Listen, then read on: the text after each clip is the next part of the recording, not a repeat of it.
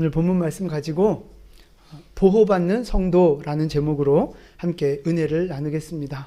지금 이제 요한계시록 말씀을 계속 보고 있는데 우리 구조를 다시 한번 좀 복습하는 시간을 가질게요. 지금 우리가 어느 기간을 보고 있는 거죠? 그렇죠? 저 가운데 있는 한일의 7년간의 한일의 기간을 우리가 지금 살펴보고 있는 거예요.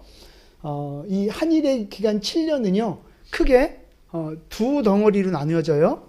앞에 절반은 두 증인이 활동하는 시대고요. 그 다음에 뒤에 절반은 두 짐승이 활동하는 시대입니다. 그런데 지금 우리가 7개의 나팔이 불려지는 그 장면을 보고 있는데 이 한일의 7년이 바로 7개의 나팔이 불려지는 기간하고 똑같아요. 그런데 우리가 지난주에 몇째 나팔까지 살펴봤죠? 넷째. 첫 번째부터 네 번째까지의 나팔이 바로 앞부분에 있는 두 증인의 기간이었어요. 그러면 이제 다섯 번째 나팔부터는 그쵸, 두 짐승의 기간, 그 기간에 이제 일어나는 일들을 우리가 살펴볼 거예요. 그래서 지난주에 살펴봤던 첫 번째부터 네 번째까지 나팔 불려질 그 말씀, 뭐가 생각나십니까? 어디가 재앙을 받는 거였어요? 자연이 재앙을 받았잖아요. 땅이 불타고 수목의 3분의 1이 불타고 막 이런 일들이 있었잖아요. 그래서 그 재앙을 바라보면 우리 안에 뭐가 생겨요? 두려움. 재앙만 바라보면 두려움이 생긴다고요. 그런데 계시록을 읽으면서 두려워하는 마음을 갖는 것도 옳지 않고, 요한계시록의 가장 핵심적인 주제가 뭐라 그랬어요? 승리. 교회가 승리한다는 거예요. 용을 이기고 예수님이 승리한다는 거예요. 그러니까 우리는 승리할 거야 하니까 너무 안일한 마음을 갖는 것도 잘못됐다 그랬어요. 이 두려움과 승리에 대한 확신, 이 두 개를 균형 있는 마음으로, 균형 있는 믿음을 갖고 요한계시록을 보고 마지막 때를 준비하는 것이 참 중요하다 하는 말씀을 드렸습니다. 다 기억하고 계시죠? 다 그런 믿음으로 살아오셨죠? 아멘의 자신감이. 그래서 어쨌든 우리에게 중요한 건 뭐라고요? 지금 두려워하거나 너무 막 자신감에 차 있거나 이게 아니라 어차피 뭐는 와요? 재앙은 온다고요. 어차피 종말은 온다고요. 그래서 지금 우리에게 필요한 건 뭐냐? 그 마지막 재앙을 이겨낼 수 있는 믿음을 준비하는 시간이라 이 말이에요. 지금 이 시간은 마지막 때의 재앙을 준비하는 그 믿음을 키워가는 시간이라고요. 그러면 마지막 재앙만 이기는 게 아니라 뭐도 이겨요? 오늘 내가 겪고 있는 이 문제들도 고난들도 이기는 승리자가 되는 거예요. 그래서 어제도 이기고 오늘도 이기고 내일도 이기는 승리자로 살아갈 때 마지막 때의 재앙도 이겨내는 진정한 승리자가 될 수 있는 줄로 믿습니다. 할렐루야. 네. 그래서 이제 오늘은 다섯 번째 재앙, 다섯 번째 나팔이 이제 시작이 되는데 1절 말씀 같이 한번 봉독하겠습니다. 다섯째 천사가 나팔을 불매 내가 보니 하늘에서 땅에 떨어진 별 하나가 있는데 그가 무저갱의 열쇠를 받았더라. 아멘. 자, 나팔을 보니까 뭐가 보여져요? 하늘에서 별 하나가 땅에 떨어지는 거예요. 그럼 여러분, 이 별은 진짜 별일까요? 아니면 다른 걸까요? 다른 거죠. 왜냐하면 땅에 별이 떨어졌으니까 우린 유성, 어떤 그 소행성 이렇게 볼 수 있지만 그가 뭘 받았어요? 별 하나, 나 하나, 별둘, 나둘 뭐 그거예요. 별 하나를 받긴 뭘 받아요? 그가 무저갱의 열쇠를 받았잖아요. 그러니까 생명 있는 존재라는 거예요. 다시 말해서 영적인 존재예요. 영적 존재가 하늘에서 떨어진 거예요. 근데 무슨 열쇠를 받았다고 나와요? 무저갱의 열쇠. 그걸로 이제 무저갱을 여는 거예요. 그 별로 표현된 어떤 영적 존재가 무저갱을 열쇠로 여는 거예요. 여러분, 무저갱은 뭐예요? 뭐 여러 가지 이론들이 있는데 일단 무저갱은 지옥은 아니에요. 지옥은 아니고 마귀들이, 악한 영들이 gat혀있는 감옥 정도로 보시면 좋을 것 같아요. 왜냐하면 지금 열쇠로 잠겨져 있잖아요. 갇혀있다는 뜻이거든요. 그리고 이 계시록 20장에 가보면 1000년 동안, 천년왕국 들어보셨죠? 천년 동안 마귀가 갇혀있는 시간이 있어요. 그래서 이 땅에 1000년의 지상낙원이 펼쳐지거든요. 그 마귀가 1000년 동안 갇혀있던 곳이 어디냐? 바로 무저갱이에요. 그래서 무저갱을 20장 가보세요. 여러분 잘 안 믿으시는 것 같아. 자, 저를 째려보시는 게, 자, 20장 2절 말씀부터 보세요. 계시록 20장 2절. 자, 같이 읽겠습니다. 용을 잡으니 곧 옛 뱀이요 마귀요 사탄이라 잡아서 1000년 동안 결박하여 무저갱에 던져 넣어 잠그고, 예, 거기까지요. 무저갱에 넣어 문을 잠가버린다고요. 그러니까 무저갱을 악한 영들의 감옥 정도로 보면 좋지 않을까? 그렇게 생각이 됩니다. 자, 어쨌든 그렇게만 이해하시고, 무저갱의 열쇠를 받아서 무저갱을 열었더니, 자, 9장으로 다시 돌아오세요. 9장 2절 보니까 무저갱의 문을 여니까 어떤 일이 벌어져요? 그쵸. 어마어마한 연기가 막 올라오고, 그래서 이 공기 오염이 다 되는 거죠. 해와 달을 가리는 거죠. 자, 그 다음에 또 뭐가 올라와요? 황충. 오늘은 연기가 중요한 게 아니라 이 황충이 조금 의미가 있거든요. 황충이 올라오는 거예요. 황충. 자, 황충은 무슨 벌레예요? 그쵸. 다 잎을 갉아먹어요, 벌레들은. 여기서 말하는 황충은 그냥 쉽게 말해서 메뚜기라고 보시면 돼요. 원어가 가르치는 그 곤충이 바로 메뚜기예요, 메뚜기. 근데 우리가 요 들에 가서 보는 그 귀여운 메뚜기, 징그러운 메뚜기인가요? 메뚜기 징그러워요? 그죠, 맛있는 메뚜기죠. 그렇게 나와야죠. 여러분 얼마나 고소한지 몰라요. 그러니까 메뚜기들이 막 올라오는데, 그러니까 무적인 그 연기 막 그러니까 얼마나 거기가 뜨겁겠어요? 그러니까 아마도 맛있게 익은 메뚜기들이 올라온 게 아닐까. 농담입니다. 근데 여기서 말하는 메뚜기는 그런 메뚜기를 말하는 게 아니고요. 사진 좀 보여주실까요? 여러분이 뉴스에 보면 아프리카나 어떤 그 중동이나 그런데 이런 그 하늘을 뒤덮는 메뚜기 있잖아요. 요런 메뚜기 떼를 말하는 거예요. 그러니까 황충 하나, 벌레 하나가 아니라 어마어마한 떼들을 말하는 거예요. 메뚜기 떼. 이 메뚜기 떼들이 이제 무저갱에서 올라온 거예요. 그러니까 이 메뚜기는 진짜 메뚜기예요? 아니면 영적 존재예요? 영적 존재로 보는 게 좋습니다. 진짜 메뚜기라고 보시면 안 돼요. 자, 그래서 이 황충이라고 불려지는 메뚜기가 땅에 올라와서 3절 말씀 보시면 뭘 받아요? 그쵸. 전갈의 권세와 똑같은 권세를 받았다 이 말이에요. 전갈의 권세. 전갈은 우리에게 좋은 이미지예요? 나쁜 이미지예요? 나쁜 이미지죠. 예수님이 우리에게 뱀과 전갈을 밟으며, 누가복음 말씀에 뱀과 전갈을 밟으며 그랬어요. 그만큼 전갈이나 뱀이나 같은 동급으로 하나님이 보시는 영적으로 우리에게 원수가 되는 이제 그런 동물로 보시면 됩니다. 그러니까 이 황충이 전갈의 그 악한 권세를 받아서 무슨 일을 벌여요? 5절 말씀 보니까 5절 같이 읽을게요.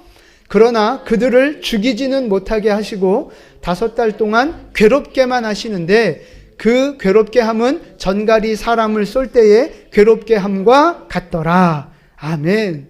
5달 동안 사람들을 전갈처럼 쏘고 다니는 거예요. 근데 그게 전갈한테 쏘인 것처럼 너무 극심한 고통을 유발한다. 이제 그런 설명이죠. 그러면 이 황충이라고 표현된 이 메뚜기는요, 진짜 메뚜기가 아니라 영적 존재라 그랬잖아요. 어떻게 생겨 먹었을까요? 그 자세한 설명이 7절부터 나와 있어요. 7절부터 보시면 황충들의 모양은 전쟁을 위하여 준비한 말 같대요. 머리에는 관을 썼는데 얼굴은 누구 얼굴? 사람 얼굴 같고 여자의 머리털 같은 긴 머리털이 있는 거예요. 이빨은 사자의 이빨 같고 철 호심경이 있어요. 가슴을 보호하는. 그리고 날개가 달려 있다 이 말이에요. 꼬리에는 쏘는 침 같은 그게 있고요. 자, 여러분 이걸 가지고 이거 진짜 메뚜기야 라고 말할 수는 없잖아요. 도대체 이 황충은 어떻게 생겨 먹었을까? 이 영적 존재는. 제가 인터넷에 한번 쳐봤더니 이런 그림들이 올라오더라고요. 네, 보기만 해도 조금 밥맛 떨어지는 네, 그냥 요즘 이것도 그냥 상상해서 그린 거니까 그냥 참고만 하시면 돼요. 그러니까 제가 무슨 말씀을 드리고 싶은 거냐면 이게 우리가 상상하기 힘든 어떤 영적 존재가 무적행으로부터 올라온다 이 말이죠. 모양은 우리가 사실 중요한 게 아니에요. 오늘 포커스는 그게 아니고 이 황충의 정체가 뭐냐 하는 거, 정확한 정체가. 11절 보시면 그 해답이 나와 있거든요. 11절 같이 읽습니다. 그들에게 왕이 있으니 무적행의 사자라. 히브리어로는 그 이름이 아바돈이요 헬라어로는 그 이름이 아볼루온이더라. 아멘. 그러니까 무적행에 어떤 그 영적 존재가 있는데 아바돈이라고도 하고 아볼루온이라고도 하는 존재인데 이 존재가 왕이라는 거예요. 왕. 누구의 왕? 황충들의 왕이라는 거예요.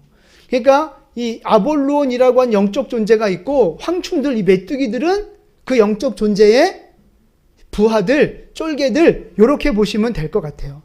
그래서 이제 땅에 올라와서 사람들을 이제 막 쏘고 죽음의 고통을 주는 이제 그런 존재들인데 여러분 아까 이 그림도 보셨고 황충에 생긴 거나 황충들이 우리를 전갈처럼 막 이렇게 쏜다는 이야기를 들으면 또 우리 마음속에 무슨 마음이 찾아와요? 두려움, 공포, 불안. 아, 나 저 시대에 살면 안 되는데. 막 이런 그 무거운 마음들이 우리를 이렇게 누른다고요. 그런데 오늘 드리고 싶은 말씀은 무거운 마음은 살짝만 갖고 계시고 너무 두려워할 필요가 없다는 말씀이에요. 왜? 이유를 알아야죠. 왜 두려워할 필요가 없어요? 저건 잡아먹을 수도 없고 구워먹을 수도 없어요. 영적 존재이기 때문에. 근데 왜 두려워할 필요가 없어요? 뭐 여러 가지 이유가 있지만 오늘 본문 기준으로 말씀을 드리면 하나님의 주권 때문에 그런 거예요. 따라해 보세요. 하나님의 주권. 예, 하나님의 주권 때문에 우리는 두려워할 필요가 없는 거예요. 왜냐하면 자, 1절로 다시 돌아가 보시면 이 어떤 별이 영적 존재가 무적행의 열쇠를 받았잖아요. 그럼 이 무적행의 열쇠를 누구한테 받은 거예요? 누가 열쇠를 원래 갖고 있었던 거예요? 예수님. 하나님이라고 해도 되고 예수님이 이 무적행의 열쇠를 원래 갖고 계셨어요. 자, 우리 1장으로 가볼게요. 1장. 계시록 1장 18절로 가보겠습니다. 계시록 1장 18절. 같이 읽겠습니다. 곧 살아있는 자라 내가 전에 죽었었노라. 볼지어다 이제 세세토록 살아있어 사망과 음부의 열쇠를 가졌노니. 자, 사망과 음부의 열쇠 누가 갖고 계세요? 예수님이 갖고 계신 거라니까요. 원래 예수님이 갖고 계신 거예요. 그러니까 사망과 음부의 권세, 그 열쇠를 예수님이 갖고 계신다는 말은 사망도 음부도 무적행도 이 모든 권세가 누구의 손 안에 있다는 거예요? 예수님, 하나님의 손 안에 다 있다 이 말이에요. 그래서 여러분 이제 6번째 나팔이 불려지면 이제 9장 14절 15절로 가보면 그때 결박당한 네 천사가 풀려지거든요. 그리고 정한 때에 사람 3분의 1을 죽이라는 명령이 나오는데 보세요. 네 천사가 결박돼 있어요. 그 천사를 누가 결박했을까요? 누가 결박했을까요? 아니 뻔한 답 아니에요. 자, 그 천사를 누가 결박했어요? 아이 정말 아니 뻔한 답이니까 잘 좀 크게 좀 대답하시라고요. 누가 결박한 거예요? 예수님이 결박한 거죠. 정한 연 월 일시에 사람 3분의 1을 죽이라고 연 월 일시가 정해져 있거든요. 그거를 정한 건 누가 정한 거예요? 예수님이 정한 거라고요. 그러니까 다 예수님이 정하시고 예수님이 실행시키시는 일들이라 이 말이에요. 그러니까 예수님이 다 정했다. 그건 곧 뭘 말하는 거예요? 예수님이 다스리고 계신다. 예수님이 주권을 갖고 계신다.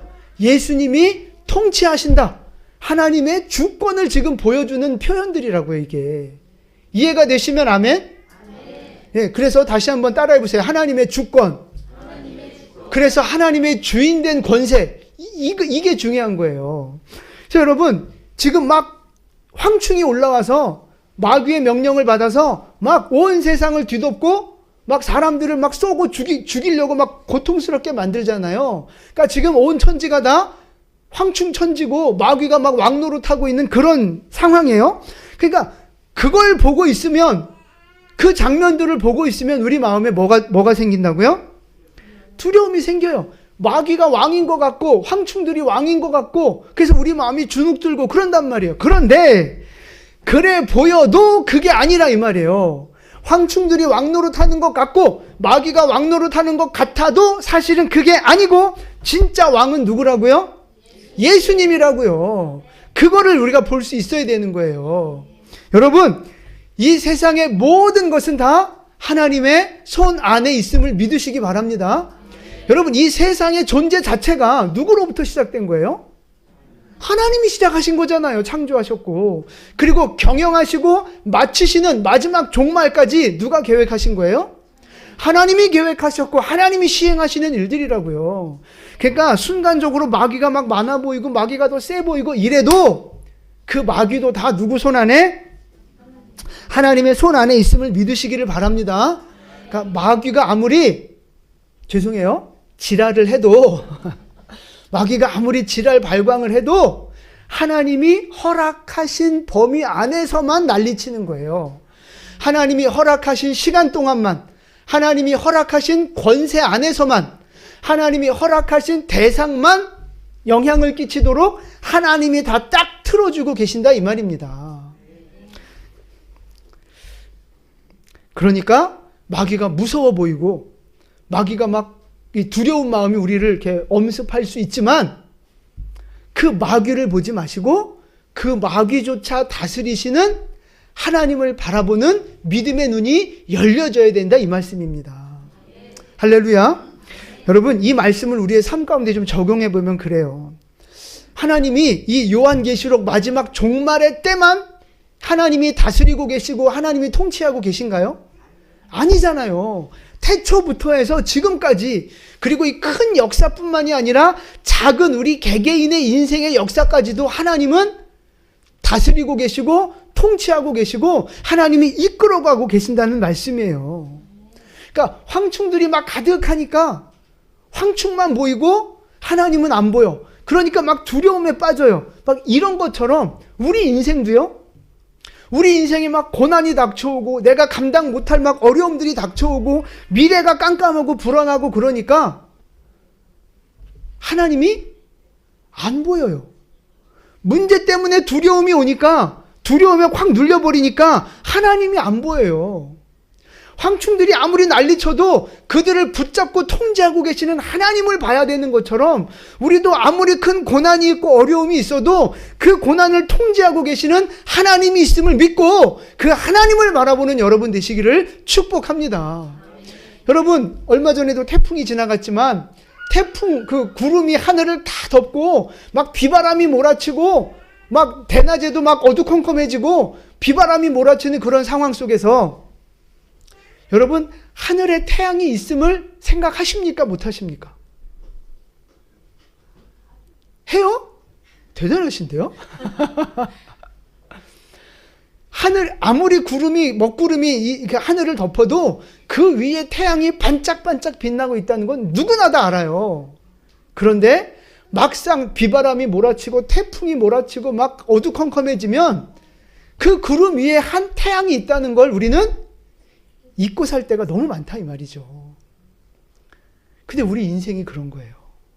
고난이 닥쳐오면 우리의 인생에 먹구름이 끼고 내가 감당 못할 그 고난이 와서 한숨 쉬고 내가 하늘을 바라보지 못하고 땅만 바라보고 살아가는 그런 힘든 시간이 오면 우리는 자꾸만 그 상황에 갇혀서 살아요. 근데 여러분, 그 상황 위에, 그 상황까지도 다스리시는 하나님이 여전히 살아계신다고 하는 사실을 믿으시기를 바랍니다. 그 살아계신 하나님을 바라볼 수 있는 믿음의 눈이 우리에게 열려야 할 줄로 믿습니다. 여러분, 하나님은 그러니까 언제나 하늘에는 태양이 떠 있듯이 하나님은 항상 살아계셔서 우리와 함께하고 계신다는 사실을 믿으시기를 바랍니다. 고난이 올 때는 그게 잘 보이지 않을 수 있어요. 이해해요. 그럼에도 불구하고 우리의 믿음을 작동시켜서 우리의 생각을 한 번 더 열어서 하나님이 여전히 나와 함께 하시고 살아계시고 이 모든 고난보다 더 크신 그 하나님의 능력을 바라보는 믿음의 눈이 우리에게 열려지게 되기를 축복합니다. 여러분, 하나님은 지금도 살아계십니다. 지금도 일하고 계십니다. 지금도 저 하늘에 떠있는 태양처럼 하나님은 여전히 살아계셔서 우리를 불꽃 같은 눈동자로 지키시고 우리를 보호하시며 오늘도 우리와 함께 하심을 믿으시기를 바랍니다. 여러분, 이 믿음이 우리에게 있을 때 고난이 오고 시험이 오고 어려움이 와도 그거를 돌파할 수 있는 믿음이 생길 수 있는 거예요. 하나님은 황충보다 강하시고 마귀보다 강하시고 우리가 겪고 있는 고난과 문제보다 더 크신 분임을 믿으시기를 바랍니다. 여러분, 우리의 인생은 하나님의 통치 아래 있음을 믿으시기 바랍니다. 하나님이 여러분의 한 분 한 분의 인생을 지금 다스리고 계세요. 지금 여러분 한 분 한 분의 인생을 하나님이 붙잡아주고 계시고 보호해주고 계시고 이끌어가고 계신다는 사실을 믿으시기를 바랍니다. 이 믿음의 눈이 열려지기를 축복합니다. 여러분, 어떻게 해야 이 믿음의 눈이 열려져요? 그죠? 말씀으로, 기도로 내가 하나님을 자꾸 하나님 앞에 나아갈 때 그 하나님이 보여지는 거예요. 생각은 그렇게 안 들 수 있고 믿음의 눈이 안 열어질 수 있어요. 그러나 내가 자꾸만 말씀을 읽고 하나님 앞에 기도하며 주의 얼굴을 보기를 원한다고 기도하고 사모하면 그 믿음이 생기면서 믿음의 눈이 열려지게 돼 있다고요. 그럼 하나님을 바라볼 수 있게 되는 거예요. 여러분, 그 믿음의 눈이 열려지게 되기를 축복합니다. 그래서 여전히 살아계신 하나님을 바라보며 우리 가운데 여전히 존재하는 수많은 고난과 어려움과 미혹들을 이겨내고 승리하는 여러분 되시기를 예수님의 이름으로 축원합니다. 기도와 말씀 생활부터 여러분이 탄탄하게 다지셔야 돼요. 기도와 말씀 없이 나 하나님 살아계신 거 믿어, 나 하나님이 함께 하시는 거 믿어, 그건 순간의 믿음이고 감정일 수 있어요. 말씀과 기도가 없는 신앙은요, 그냥 자기 생각, 이론, 감정, 그냥 이런 거일 가능성이 굉장히 많다고요. 그래서 말씀과 기도 위에 탄탄한 우리의 믿음이 세워질 때 그 믿음이 흔들리지 않는 믿음이 되고 결국 우리를 승리하게 하는 우리의 정말 능력 있는 믿음이 되어질 줄로 믿습니다. 그래서 기도와 말씀 생활 여러분 정말 잘하셨으면 좋겠고요. 자, 그 다음에 이 하나님의 주권을 보여주는 말씀이 또 하나 있어요. 4절 말씀을 볼게요. 오늘 9장 4절 말씀. 4절 같이 봉독합니다. 그들에게 이르시되 땅에 풀이나 푸른 것이나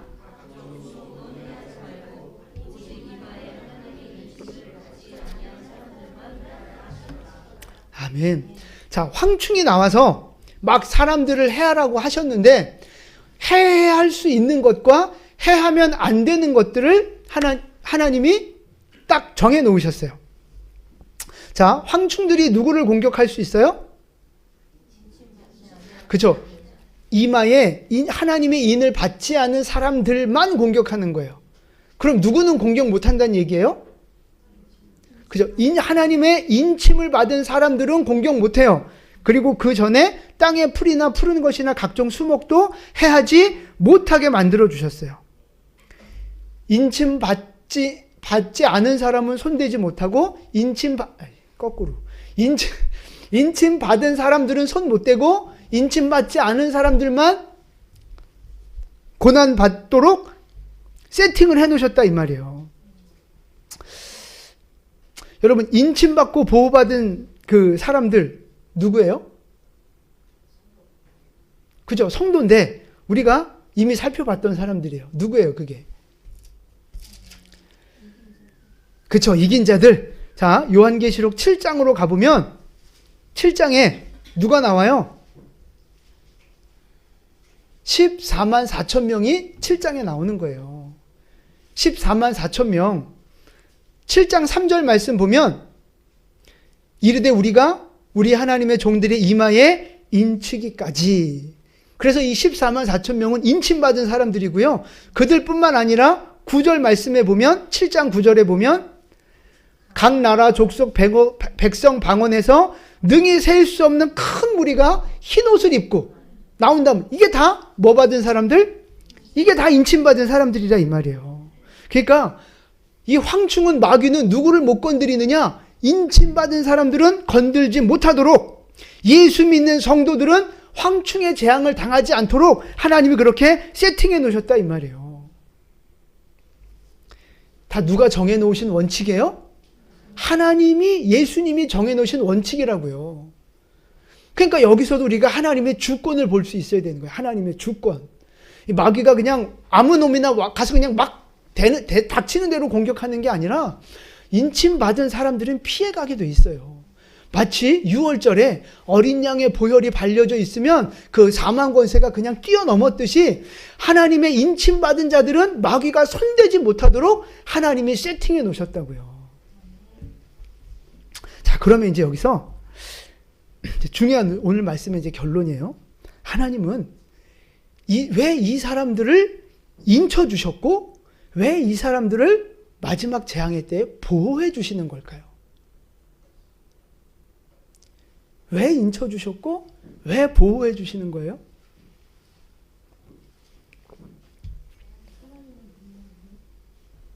여러분들이 무슨 대답을 하셔도 다 정답입니다. 그러나 조금 더 자세히 보시면 자 14장 4절과 5절 말씀 한번 가보세요. 7장에 나왔던 14만 4천 명이 이 14장에도 나오는데 자 14장 4절과 5절 같이 봉독합니다. 이 사람들은 여자와 더불어 더럽히지 아니하고 순결한 자라 어린 양이 어디로 인도하든지 따라가는 자며 사람 가운데서 속량함을 받아 처음 익은 열매로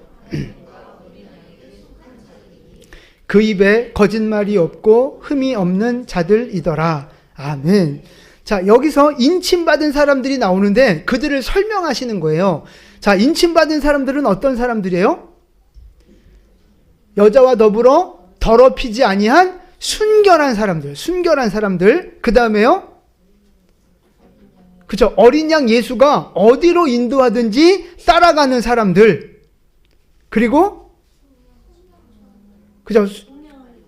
네, 속량함을 받은 사람들, 처음 익은 열매, 어린 양에게 속한 자들, 그 입에 거짓말이 없고 흠이 없는 자들. 그러니까 인침받은 사람들은요, 결국 하나님 앞에 거룩함을 지키는 사람들, 믿음을 지키는 사람들, 예수님이 어디로 인도하든지 따라가는 그 거룩하고 순결한 백성들을 말하는 거예요. 여러분 보세요. 어린 양이 어디로 인도하든지 따라간다 이 말이에요. 예수님이 형통한 길을 가도 따라가고 가시밭길을 가도 따라가는 거예요. 넓은 길을 가도 따라가고 좁은 길을 가도 따라가는 거예요. 그러니까 오늘 인침받은 사람들은요, 어린 양이 어디로 인도하든지 따라가는 사람들. 기쁘고 좋은 곳으로 인도해도 따라가지만 힘들고 어려운 고난의 길로 인도해도 그들을 그 예수님을 따라가는 사람들. 요즘 말로 말하면 여러분 이걸 뭐를 지키는 사람들이라 그래요? 네? 뭘 지킨다 그래요? 의리한 사람들이 돼야 된다 이 말이야. 의리를 지키는 사람들. 힘들고 어려운 상황에서도 믿음을 지키고 예수님 따라가는 거예요.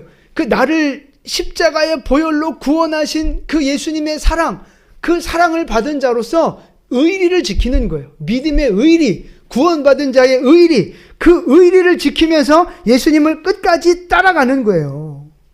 그러니까 예수님도 그렇게 힘들게 자기를 따라오는 그 백성들을 뭐 해주시는 거예요? 보호해 주시고 축복해 주시고 은혜를 베풀어 주신다 이 말이에요. 자, 요한계시록 3장 10절로 한번 가볼게요. 3장 10절 말씀.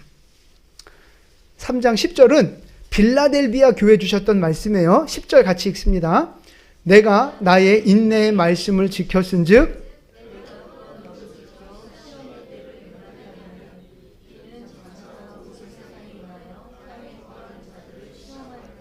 아멘. 빌라델비아 교회를 향해 하시는 말씀이 바로 이거예요. 네가 힘들고 어려운 그 시험의 때에도 내 말씀을 지켰다. 믿음을 지켰다. 인내의 말씀을 지켰다. 그러니까 이제 나도 너를 지켜주겠다. 여러분, 이게 기브 앤 테이크, 주고받음의 원리예요.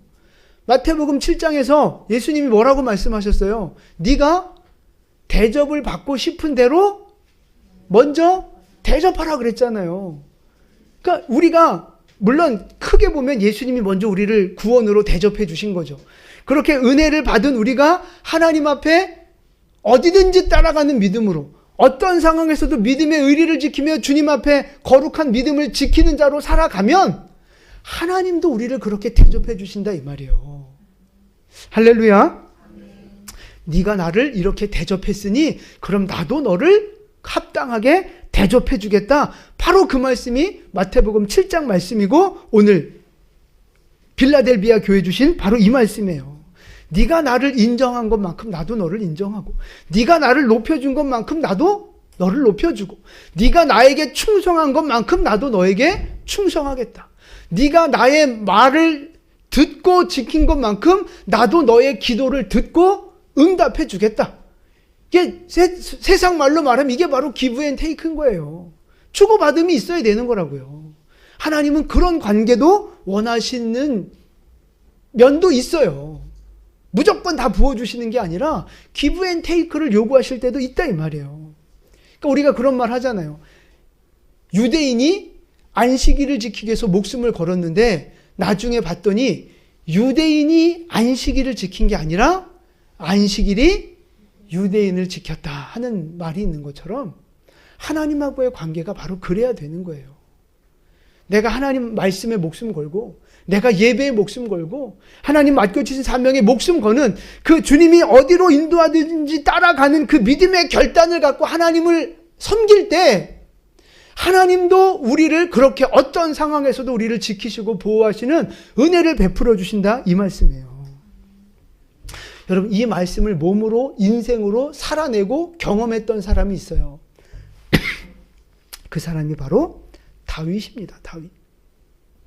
다윗은 하나님을 사랑하고 존경하고 경외하고 하나님 말씀을 지키면서 믿음의 의리를 지켰던 아주 대표적인 사람이에요. 믿음의 의리를 지킨 사람. 다윗이 왕이 되기 전에 무슨 일을 했어요? 들에서 양치는 일을 했잖아요.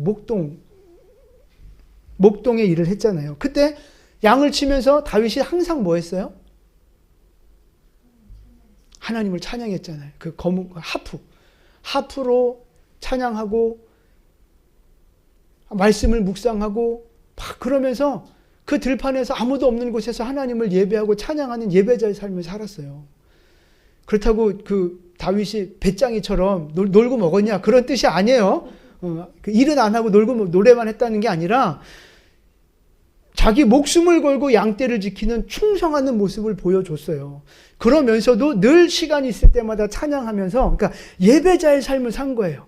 예배자의 삶을 살아가면서 맡겨주신 사명에 충성하는 정말 그 가장 이상적인 예배자의 삶을 다윗이 살아간 거죠.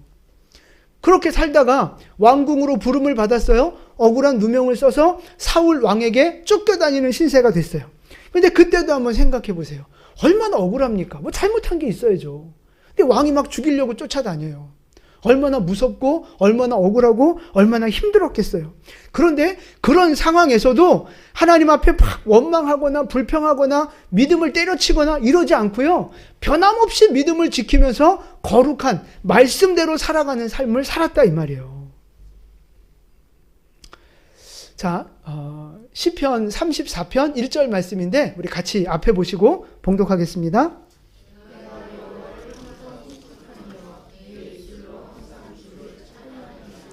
다윗의 고백입니다. 내가 여호와를 항상 송축하고 내 입술로 항상 주를 찬양하겠습니다. 항상 주님 찬양합니다. 항상 주님 감사합니다. 항상 주님 영광 받아주십시오. 다윗은 항상 주님 앞에 이렇게 막 찬양하고 영광 올려드리고 믿음의 고백을 하고 막 그런 거예요. 그러면 한번 생각해 보세요. 도대체 다윗이 어떤 복을, 큰 복을 받았길래, 어떤 많은 복을 받았길래 이렇게 항상 주님 찬양하겠다고 막 결단할까요? 여러분, 어떨 때 막 난 정말 주님 영광 위해서 살겠습니다. 정말 감사합니다. 평생 감사하며 살겠습니다. 이런 고백 언제 하세요? 잘 됐을 때. 로또 1등이 되거나 아니면 뭔가 이렇게 막 기적같이 뭔가 하나님 어떤 큰 기적을 경험했을 때, 와, 진짜 하나님 살아계시네. 나 진짜 하나님 영광에 살게요. 막 뭐 이러지 않겠어요? 그럼 다윗은 도대체 얼마나 큰 복을 받았길래 이렇게 고백을 하고 있느냐 하는 거죠. 근데 시편 34편 1절이 시작되기 전에 설명하는 주제가 들어가 있는데 그게 바로 이거예요. 한번 읽어보세요.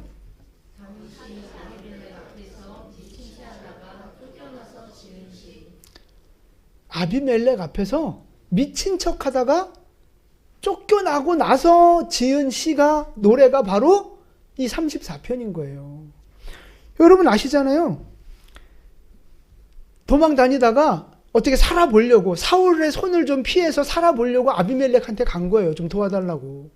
근데 저거 사울이 죽인 자는 천천히고 다윗이 죽인 자는 만만이고 저 우리의 원수 그 다윗 아닌가요? 하는 이 소리를 듣고 아이고 잘못 왔다. 나 이러다 죽겠다 싶은 어떤 그 두려움, 죽음에 대한 공포감과 그 어떤 그 위기의 순간에 살고 싶어서 그 용맹했던 다윗이 살고 싶어서 침을 흘리기 시작하는 거예요. 잘 보세요. 어떻게 침을 흘리나? 더러워서 제가 안 보여드릴 거예요. 근데 여러분 침을 흘렸다면 질질질질질. 그리고 연기를 얼마나 미친 척을 잘했는지 거기 있던 멀쩡한 사람들 다 깜빡 속았어요. 저 진짜 미친놈이네? 그리고 쫓아내버렸다 이 말이에요. 여러분 생각해 보세요. 그리고 쫓겨났어요 다윗이.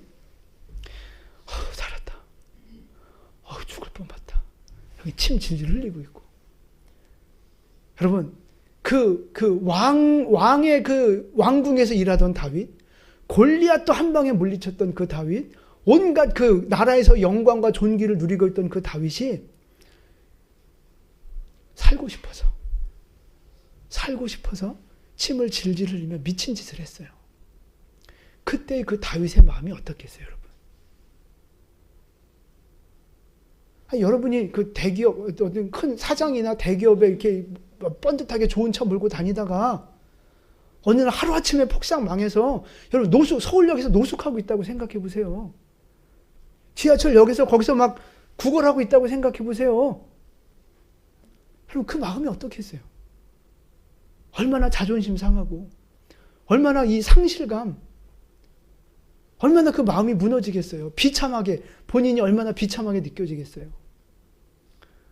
아마 저 같으면 그런 상황에서 믿음을 때려쳤을지도 몰라요. 하나님, 내가 하나님 앞에 뭘 잘못했다고 나한테 이런 고난을 주십니까? 내가 하나님 맨날 찬양하고 내가 하나님 맨날 예배하고 내가 얼마나 말씀대로 살려고 노력했는데 나한테 주신 게 결국 이거예요? 다 필요 없어. 믿음도 갖자. 하나님도 갖자. 말씀도 갖자. 다 필요 없어. 저 같았으면 그랬을 것 같아요.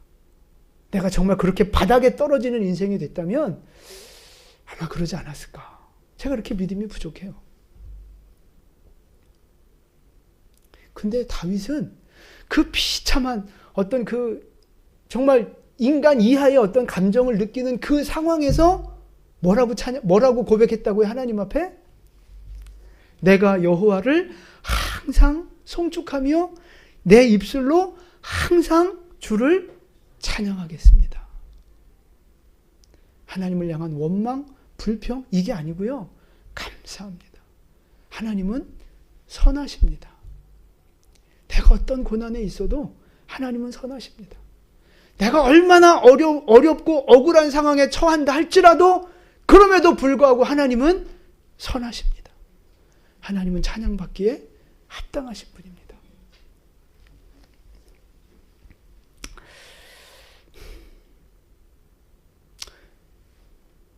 형통할 때는 하나님 찬양하고, 고난이 오면 막 힘들고 어려운 일이 생기면 막 하나님 앞에 원망하고 불평하고 하나님 대적하고, 이게 아니야. 다윗은 변함없이 어떤 상황에 처해도 변함없이 찬양하고, 변함없이 말씀 붙잡고 말씀을 묵상하면서 변함없이 하나님을 바라보는 믿음의 삶을 살았다 이 말입니다. 그랬다가 다윗이 나중에 뭐가 돼요? 왕이 되잖아요. 왕이 됐을 때 무슨 일을 해요? 성전을 건축할 준비를 하잖아요. 내가 열심히 했더니 왕이 됐어. 역시 나는 뭐 이러면서 조금도 교만 떨거나 건방 떨지 않았어요. 하나님이 나를 여기에 세우셨음을 알고 성공의 자리에 있을 때 하나님의 영광을 위해서 자기가 가진 어마어마한 재산들을 주님의 영광을 위해서 헌신하는 모습을 보여줬다 이 말이에요. 그러니까 왜 이 말씀을 드리느냐 하면, 다윗의 일생은요, 자기의 상황이 형통하든 고난에 있든 그 상황과 상관없어요. 그냥 하나님을 찬양하고 하나님의 선하심을 인정하면서 예배자로 살고 말씀을 묵상하며 말씀대로 살아가는 믿음의 삶을 끝까지 그냥 보여준 거예요. 한마디로 말해서 하나님 앞에 목숨 걸고 믿음의 의리를 지키는 그런 모습을 보여줬다 이 말입니다. 이 다윗을 향해서 하나님이 하셨던 말씀, 사도행전 13장 22절 말씀이에요. 우리 같이 봉독합니다. 패하시고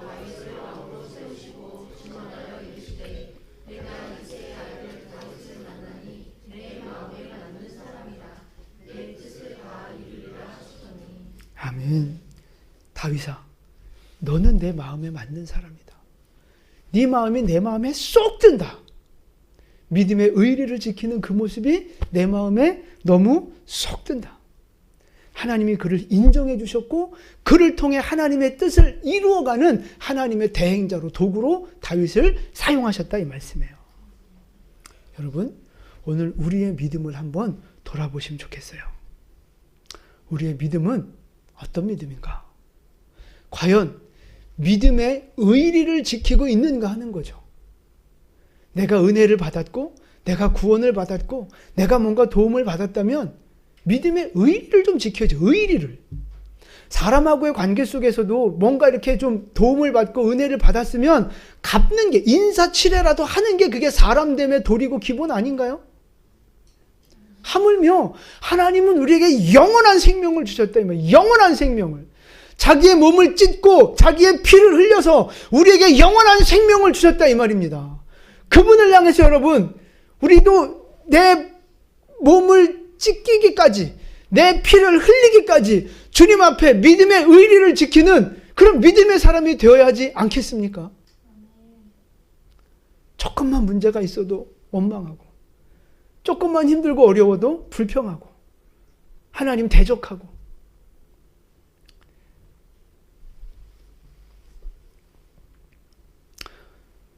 여러분, 우리의 믿음이 정말 다윗같이 믿음의 의리를 지키는 사람이 되면 좋겠어요.